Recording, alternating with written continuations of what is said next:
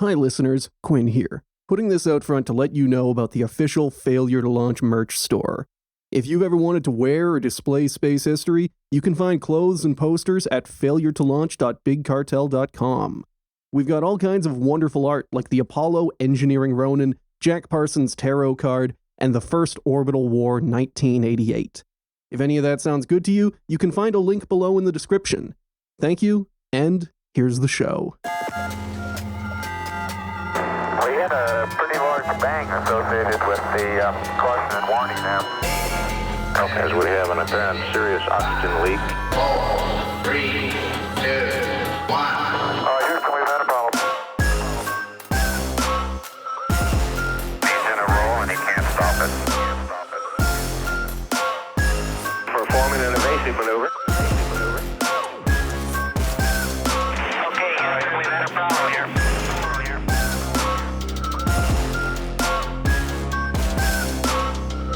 We need to do a little more all-weather testing. Welcome to space.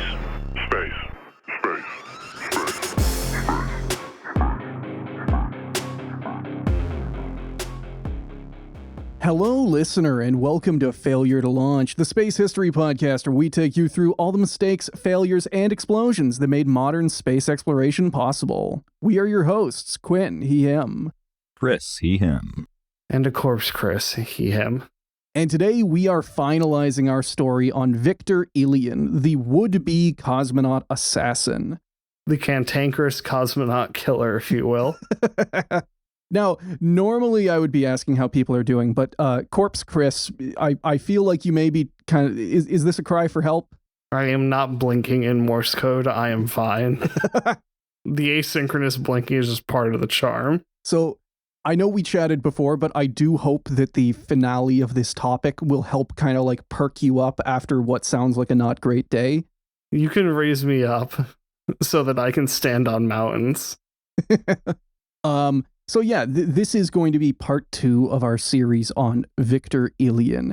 We talked about this 2 weeks ago. This is basically a dude who, for reasons that are somewhat up in the air, and he himself has changed over the years, decided that he was going to murder Premier of the Soviet Union, Leonid Brezhnev. Now, correct me if I'm wrong. God, this is already going off the rails. No, this is fine.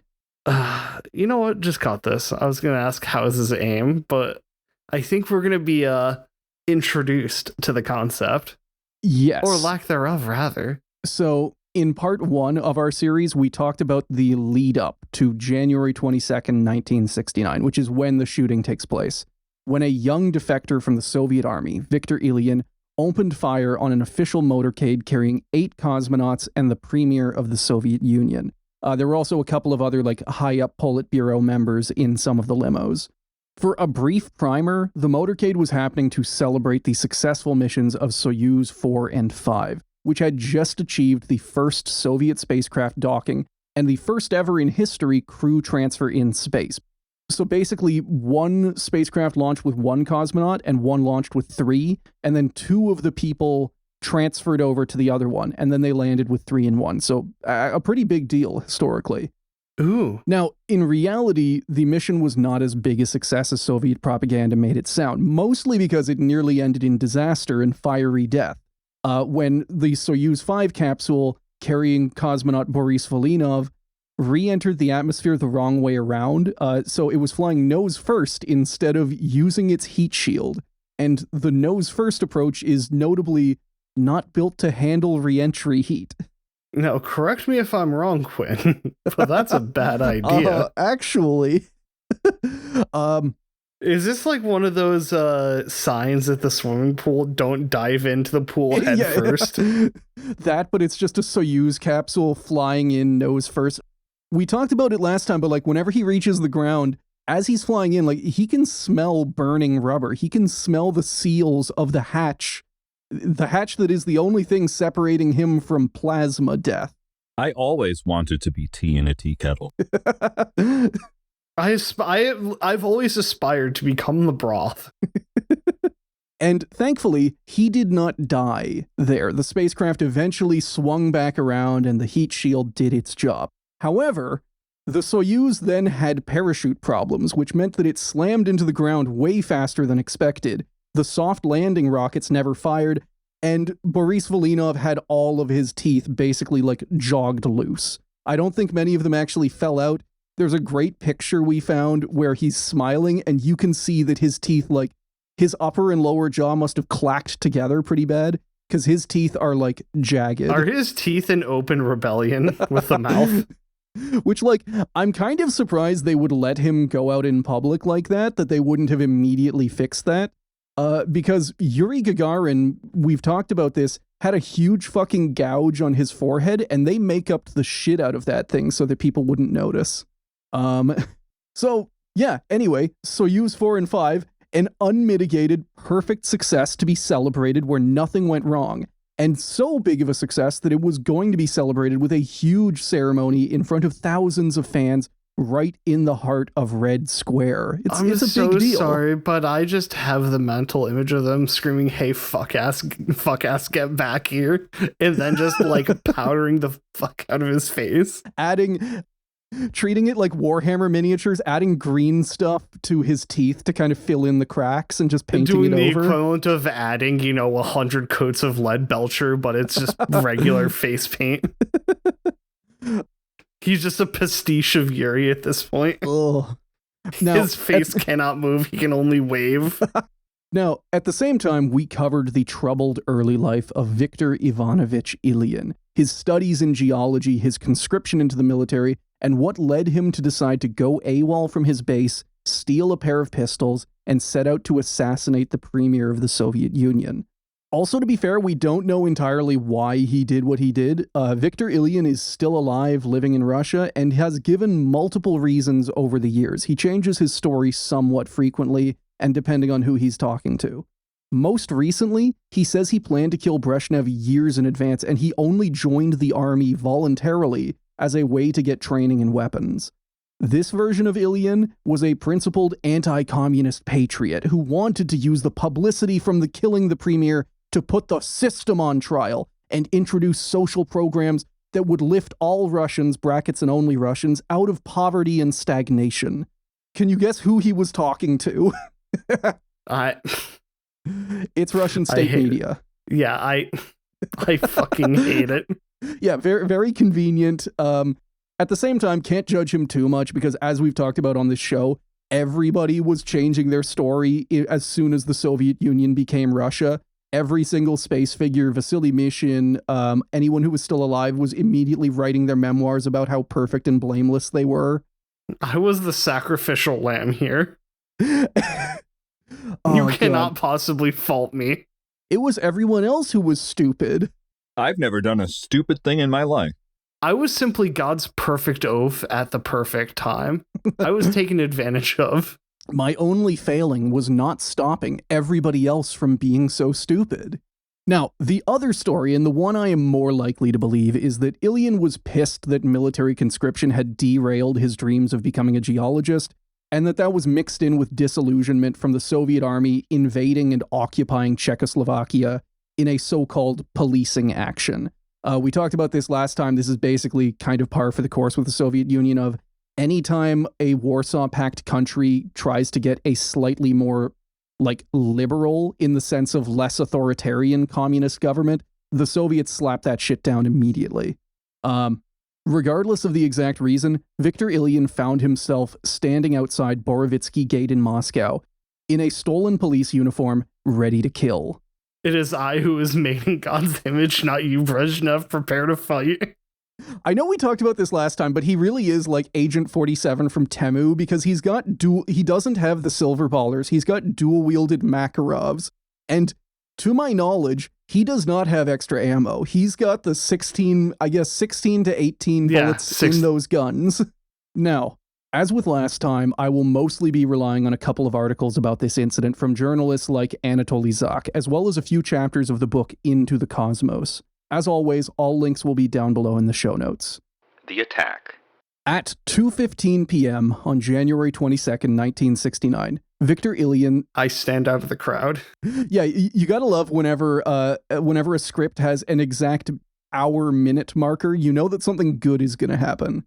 Viktor Ilyin spotted the 4-car motorcade coming around the corner.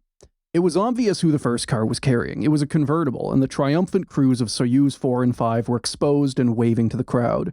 And yeah, as we talked about last time, Boris Volinov probably having to grin super wide so that his teeth don't all fall out. I don't want to ever imagine having that happen to me. Imagine you're meeting Artemis 2 up in space right now at the time of recording. Imagine they all get back to the ground. They're all waving to the crowd. Jeremy Hansen's smiling big and wide. And then you just see on camera, a couple of his teeth just kind of pop out and just fall. Do you know the conspiracy theories they would immediately spawn, not even of his own volition? They did go to the moon, but the moon took their teeth. That's why they all look like that now. So that is the first car. The other 3 were all ZIL limousines used for transporting important party bigwigs or members of the Politburo. These are the standard Soviet state limo at the time. From a distance, it was impossible to tell which one of the 3 was carrying Ilyin's actual target, Premier Brezhnev. However, with Soviet leaders very seldom facing assassination attempts, we'll get to this, but another one hadn't happened for about 30 years before this. The limos were not armored. And this is something that is talked about in history books of how the Soviet Union, there was no Soviet leader was ever assassinated. And there were only ever 2 or 3 domestic attempts that ever came close. So yeah, not knowing which one carried Brezhnev, Ilyin picked the second car, drew a Makarov pistol in each hand, and opened fire. Now the second car was not in fact carrying Brezhnev. Instead, it was carrying a cadre of other cosmonauts who were to be present at the big celebration ceremony.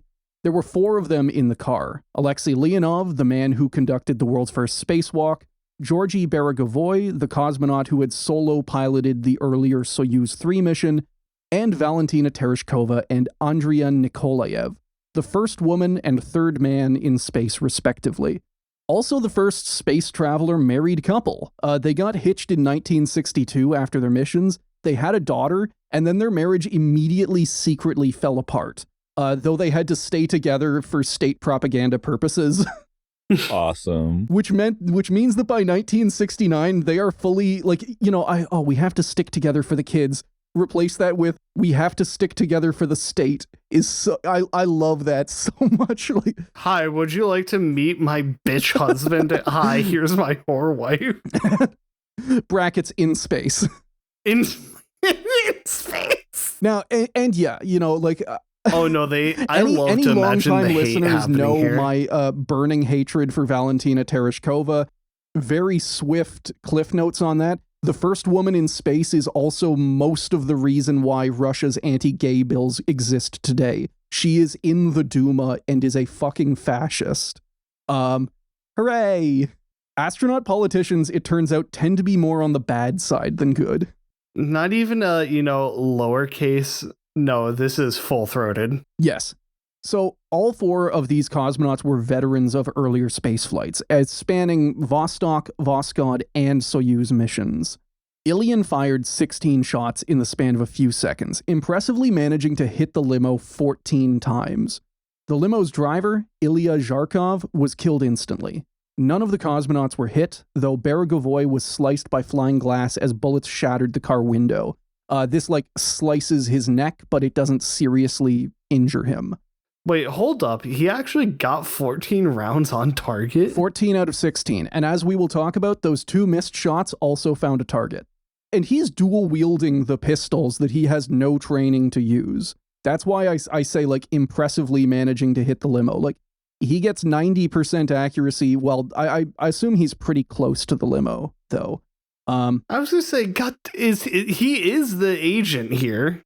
Although it is not clear what Ilyin intended to do after this first barrage, if he even had the ammo to reload and to try again, if he intended to work his way down the line of cars to find Brezhnev, everything I can find seems to indicate that he just picked the second car and hoped for the best. If he did have any other plans, those were swiftly made irrelevant by 700 pounds of flying motorcycle. Awesome. As soon as the shooting started, Vasily Zatspilin, guarantee you I'm mispronouncing that, one of the motorcycle escorts for the motorcade, reacted. Instead of stopping and drawing his own weapon to shoot the assailant, though, he simply gunned it at Ilyin and ran him the fuck over. His eyes glaze over. He has become the cavalry. Zatspilin, it needs to be said, had already been shot. He is where the 2 extra bullets went. So wait, you're telling me a dude who has suffered gunshot wounds, he has 100% hit rate at this point. The adrenaline kicked in, and that's why he didn't think about his gun. He was just thinking about surviving, and surviving meant running this guy the fuck over. Through. Yeah, the swiftest way out is through Viktor Ilyin. Like, I cannot fathom any human on Earth that gets shot not just once, but twice, and doesn't immediately have some kind of an adrenaline response. Like, yeah, fight or flight, and this guy's lever is broken in the fight. His fight or flight instincts pushed him towards full throttle into this guy. Both fight and flight were screaming at him to do the same thing. Go through Viktor Ilyin. Yeah, he was either briefly ridden by the soul of a kamikaze pilot or a Cossack, and or both. Now, crushed under what I'm guessing was a Ural M63P motorcycle, which was the standard police motorcycle at the time, I checked. Ilyin was grabbed and held down by bystanders, bringing his assassination attempt to an end. He then had a seizure on the pavement. The entire affair was over in seconds. Okay, I hope he got hit with the sidecar that I'm seeing. I don't think this motorcycle had the sidecar, but he is fully entangled underneath this motorcycle. He got hit. None of the cosmonauts were seriously injured. Georgy Beregovoy had it worst off with a slight cut to his neck from flying glass. Vasily Zatspilin recovered from his gunshot wounds. Unfortunately, there was no helping the limo's driver, Ilya Zharkov, who was killed in the first few shots. I do swear this is true. This is corroborated by as many of the different sources that I could find. It was his last day before retirement, and he was only called in to, replace a sick coworker. That is... Womp womp. Yeah. Buddy, don't you womp have womp been... that. I shouldn't womp womp that. Fuck. That's... Yeah, no, this is fully the death of an innocent man. No, this is not even gang stalking has provoked this kind of accuracy and dipshittery. What Viktor Ilyin could not have known is that he actually came very, very close to killing Premier Brezhnev. The Premier's car was supposed to be the second one in the convoy. They had only made the switch in the last minute as a precaution. At the same time, Viktor Ilyin was not aware of that. He didn't pick the second car because he knew and had studied and was like, oh, that's the standard procedure is that Brezhnev rides in the second car of the convoy. No, he just picked one, and he happened to pick wrong. So he literally just picked one and let it bang, hoping it's just that... the cup yes. trick. It's the 3 cup in the ball trick. Except Brezhnev's in one of the cars, and we've cycled them around. So which one is he in? You know? They swapped positions because Viktor made the mistake of looking his prey in the eyes, which his prey was human beings, and so they knew. They sensed something was wrong. They knew they were being watched by someone. So they switched it up just a little bit. And then Vasily Zatspilin decided to act. So, with Viktor Ilyin quickly detained and taken away by the KGB, the day continued on as planned. So, the shooting takes place at 2:15 p.m. The ceremony is scheduled to start at 2:30. They delay it 10 minutes. So, 25 minutes after a man is shot and killed, and a bunch of cosmonauts are nearly assassinated, the ceremony goes on with, all of the fanfare expected. The Soviet state is fully not just covering this up, but just nothing has happened. We are not letting this get in the way of celebrating our special boys and his weird teeth. In the end, regardless of his motivations or how long he'd prepared for it, Viktor Ilyin's assassination attempt succeeded only in killing an innocent man, wounding another, and slightly injuring some cosmonauts. Seriously, though, 1 day from retirement, that's... Yeah, this whole thing, I know I say this often with these kind of episodes, it's kind of it's brave, it's both funny and brave that Vasily Zatspilin ran him the fuck over with a motorcycle. I mean, number one, good, because, well, fuck him, but... Yeah, and the limos, basically, from reading this, the Soviet state was so unaccustomed to assassination attempts that it is only after this that they start armoring their limos, because everyone's just like, killing a Soviet leader is unheard of in the Soviet Union, and it remains so through the entire history. This is the closest anyone comes to killing a Soviet leader. Why can I just hear there was a car-related incident? Hello, listener, and welcome to the mid-reel ad. If you enjoy Failure to Launch, more bad space history, and you want to hear more of it more often, there is an option, the FTL Patreon. Signing up at any tier gets you access to monthly bonus episodes and Q&As, and joining an elevated tier gets you even more content, like Chris-narrated minisodes. If that sounds good, you can sign up at www.patreon.com/failure to launch. And now, back to the episode. The aftermath. Like I said, the actual impact of the assassination attempt on the Soviet space program, or even the Politburo on the day of, was minimal. The ceremony continued on as intended, and the news was only full of congratulations for the brave crew that had proved that the Soviet Union was back in the space race and raring to win. Hell yeah. This is, again, at a ceremony that is, they only delay it 10 minutes, and it is happening 25 minutes after the only assassination attempt on a Soviet leader in 30 years. Western journalists who drove into Red Square through Borovitsky Gate just hours after the shooting noted that they were greeted with cheering crowds as though nothing had happened.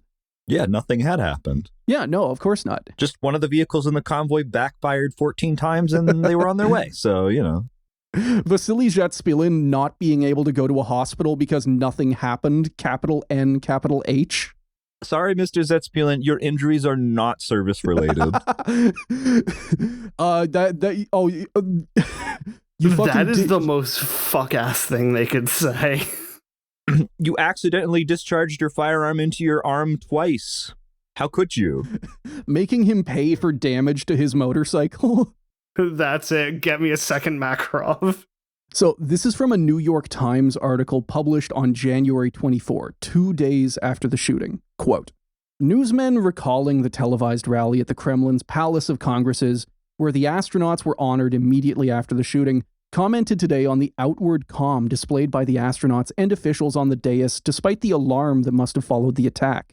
None of the 5 principal speakers, the 4 astronauts and Mr. Brezhnev, showed any apparent nervousness during the rally. This is again less than half an hour after they had been shot at. Not Brezhnev, though. He was perfectly safe. While the Soviets did officially acknowledge the attack, they could not completely cover up a public and loud assassination attempt in the middle of Moscow. People heard the shots. They slow-rolled the story and kept it as vague as possible. It took TASS, the Soviet news agency, 2 days to release an English-language statement, one that did not identify the shooter, didn't even say whether the shooter was a man or a woman, and wrote the attack off as the actions of a, quote, schizophrenic. It's important to note here that the Soviets often declared political dissidents mentally ill as a way of brushing them off. Basically, Ilyin wasn't acting out of a hatred of communism or anger over the invasion of Czechoslovakia. He was just going through a mental health episode.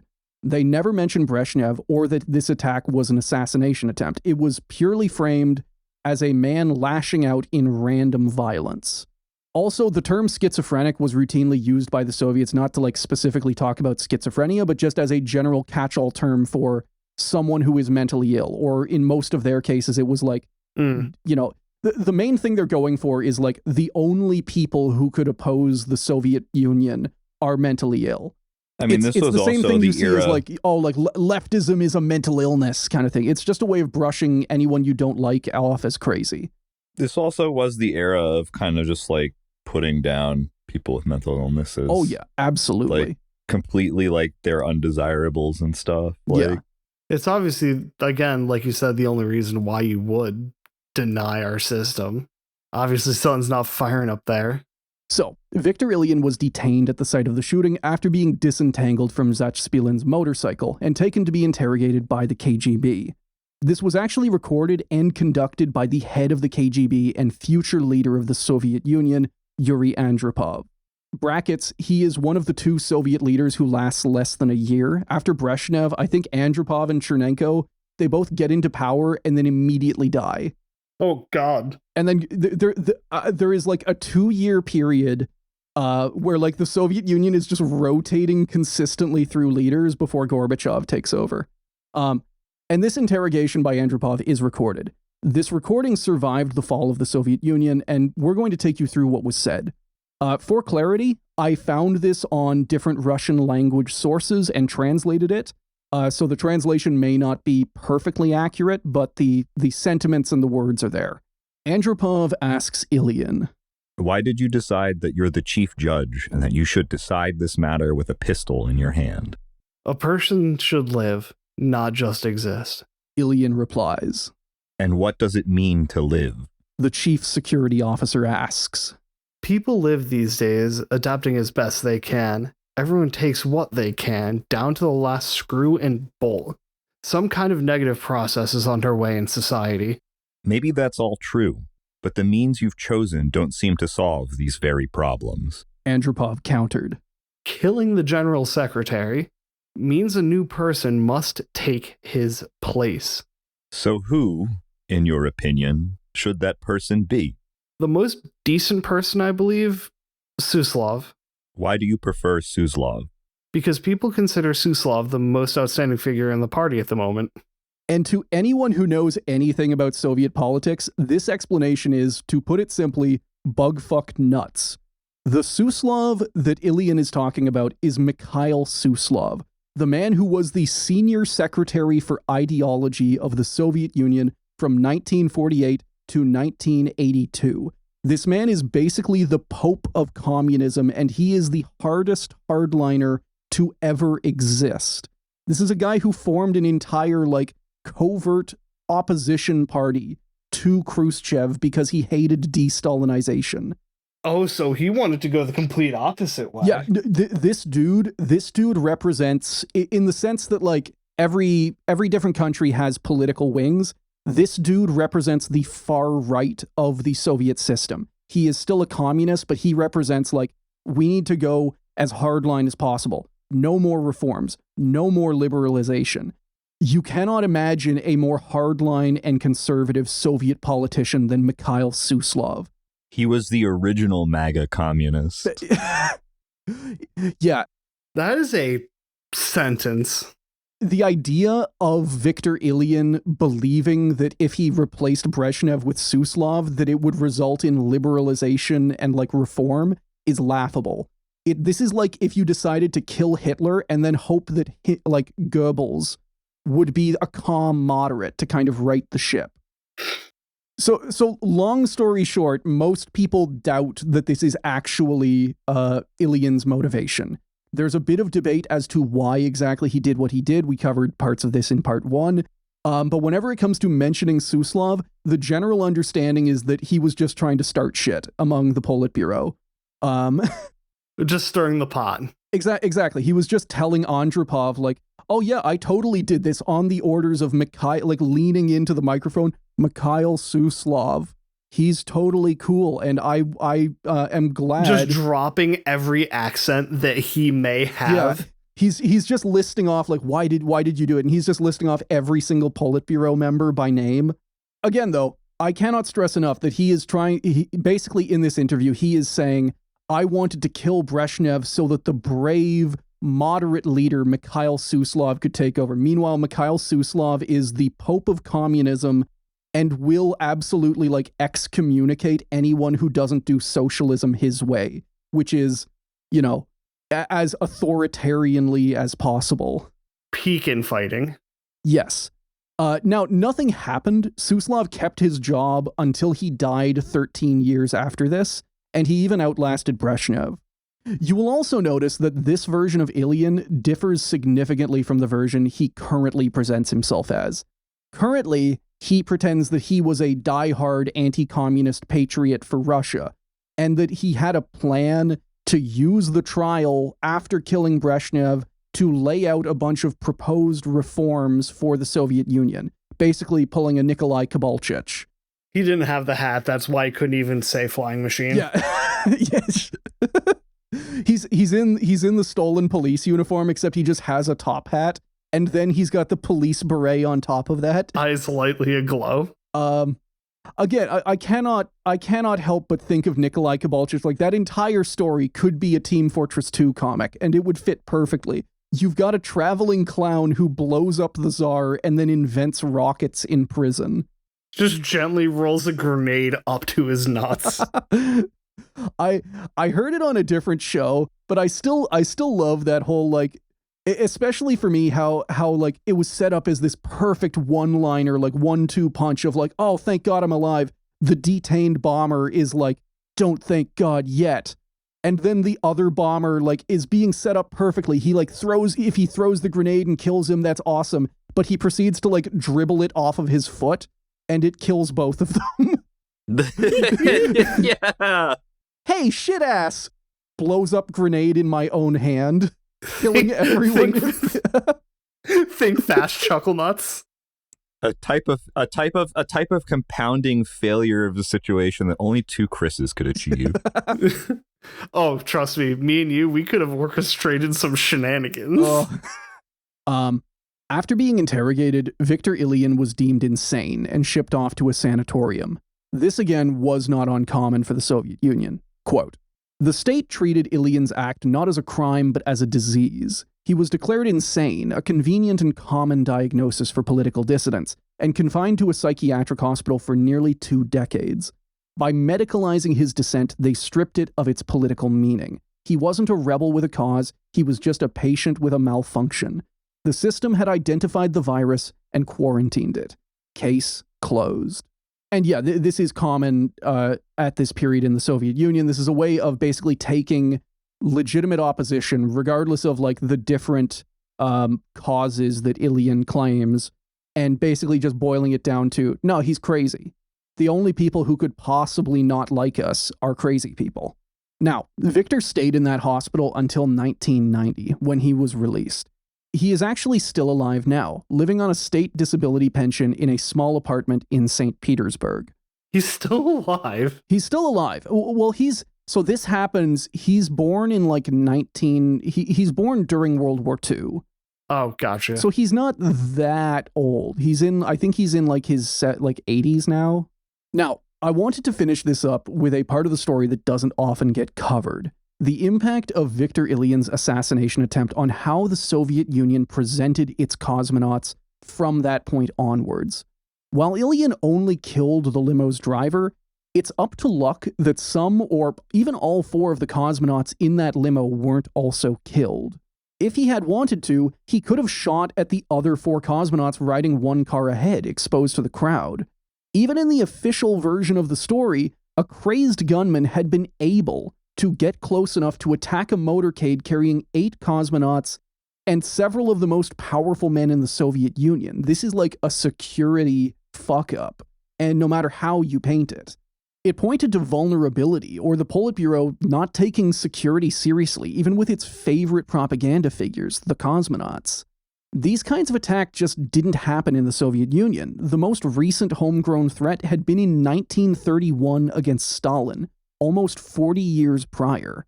Ilyin's attack shook the Kremlin, even if they publicly projected a sense of calm, and their new security plans necessarily meant that the cosmonauts started to get a little bit less fame.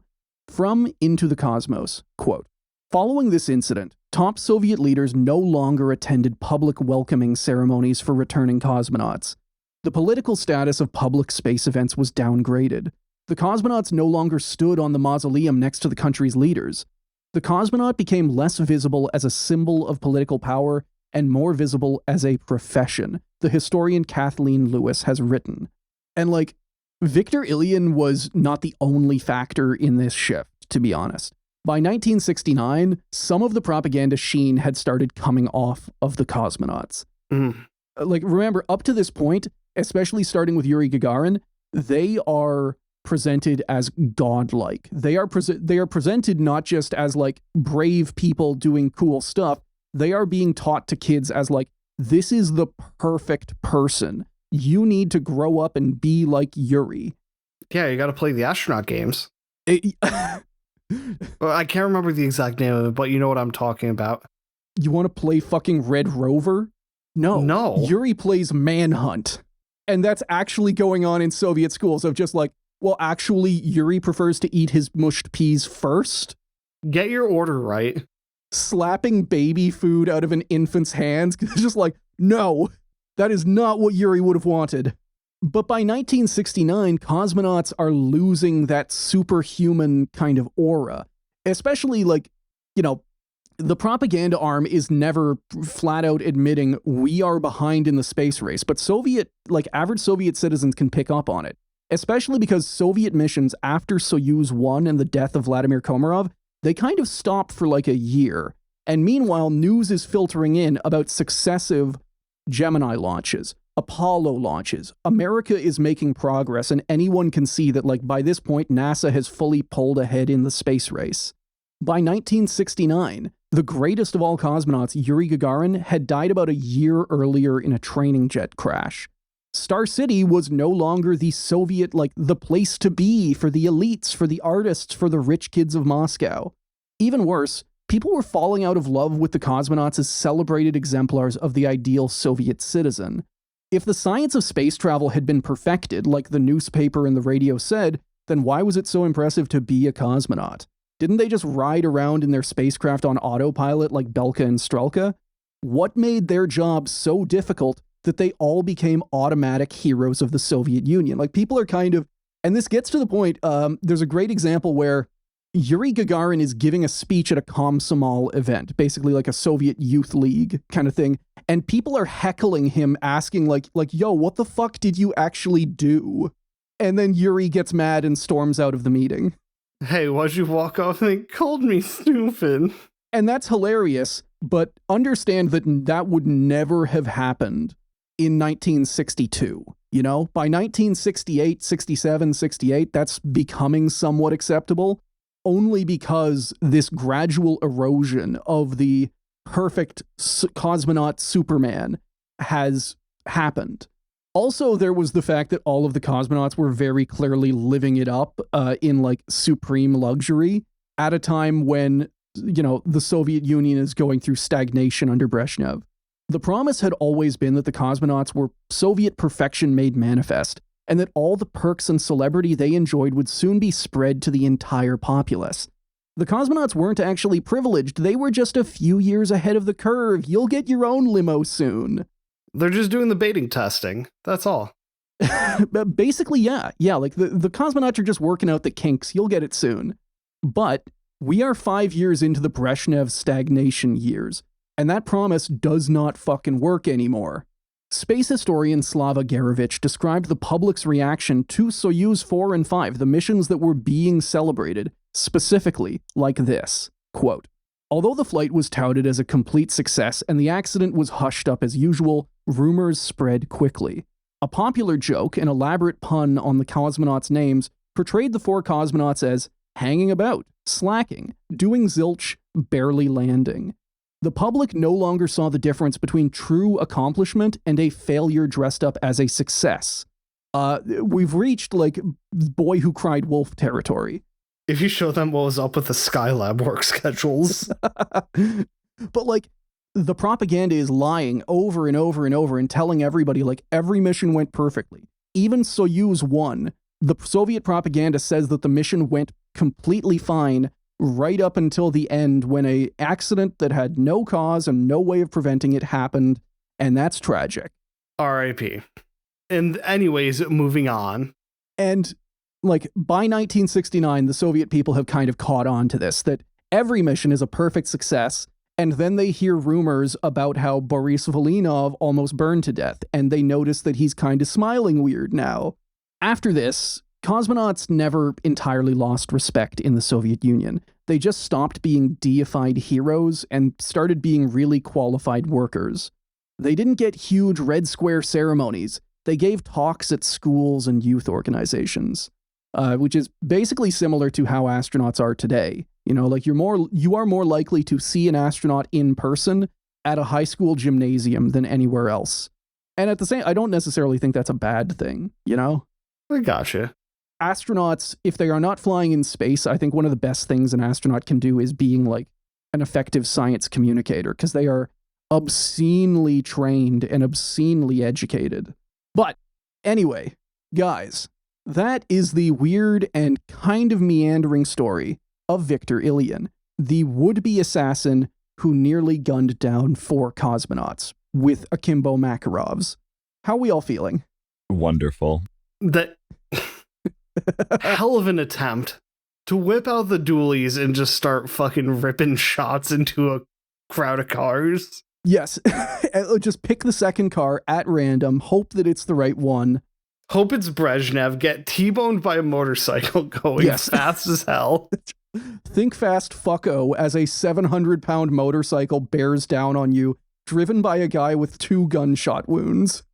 Being ridden by whatever Celestial was on just call today. Vasily Zhatspilin is like briefly possessed by the Valkyrie and is riding into battle.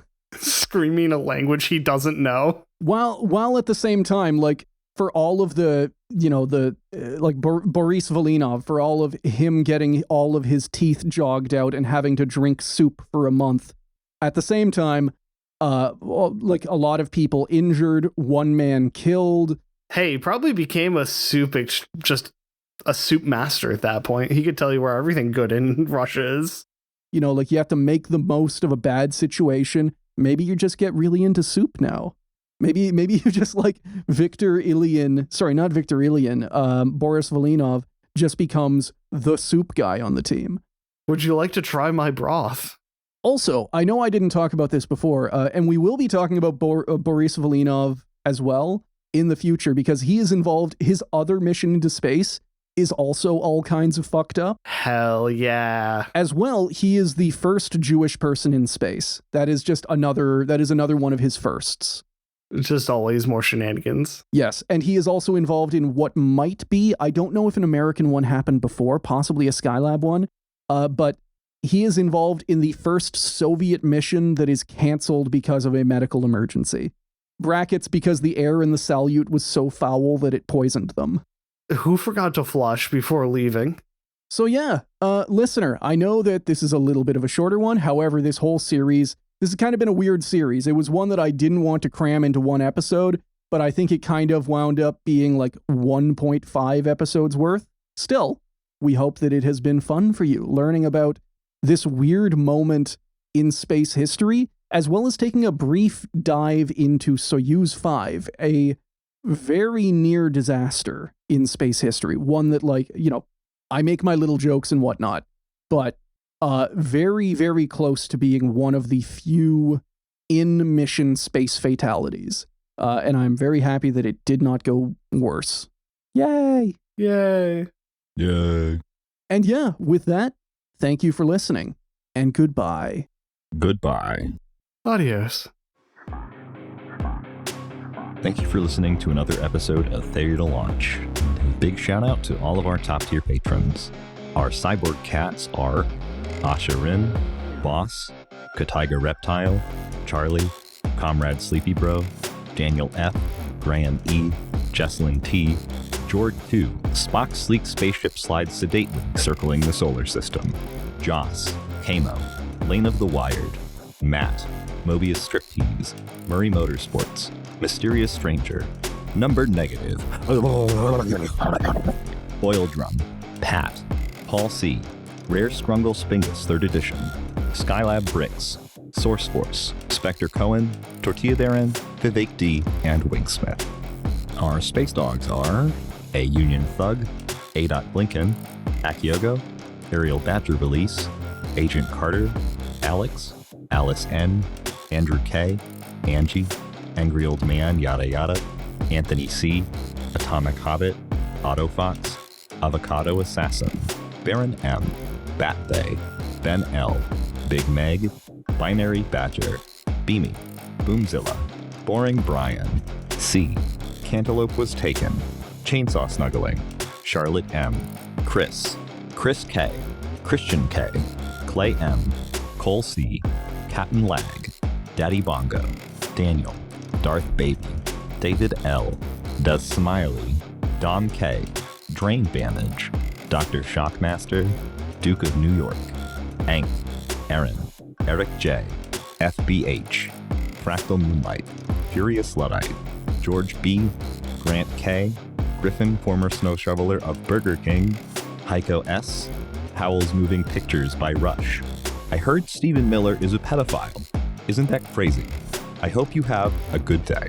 Ian R, Iggy Noranis, JMM, James A, James C, James T, Jamie K, Jarl Breadmaker, Jerry M, Jedediah D, Joanne's Man, Miss You Forever, John C, John E, John Boy D, Johnny Terrors, Jonathan G, Jonathan W, John Tastic 286, Joseph RH, Just Morse, Kate B, Kate D, King Bun, Corbin the Dog, Cruzzy, Lens Wipe, Lorgath, Luke O, Alexon's PC, Majestic Affect, Man Who Is Average, Mar, Marigold Muskrat, Marto, Metgirl Alley, Michael C, Michelin Star Blemtro, Mish, Mr. Dr. John, Moomin Instrumentality Project, Narrow Ebb, Nelly W, New Name, Nicholas S, Nick, Nick S, Norman W, Northeast Driver, NSFW NSA, Outlook Cub, Panda, Pat S, Patron, Peep, Poop Butt, Pop Vector, Randall, Ray H, RBK, Rayto B, Riley, Robert G, Sailor of Fortune, Scott K, Sean F, Sean H, Sensual Kazoo, Sean P, Silly Vixen, Skyhawk, Something, Sparks, Spirit of Thunder, Starlight Foxalope, Swanee, The Best Sean, Thomas M, Tim P, Toasty Ken, Trash, Barash T, Brisk, Will W, William O, William P, Winston P, The Founter S, Zachary J. Zap, Zemo, Zim, and Zombie Dwarf. Albert Count 219. Thank you for listening to another episode of Failure to Launch. If you want to follow us, we are Failure to Launch on Blue Sky and on FT Launch Pod on Instagram. We also post our episodes with visual aids at Failure to Launch Podcast on YouTube. FTL intro and outro themes were provided by DJ Danarchy.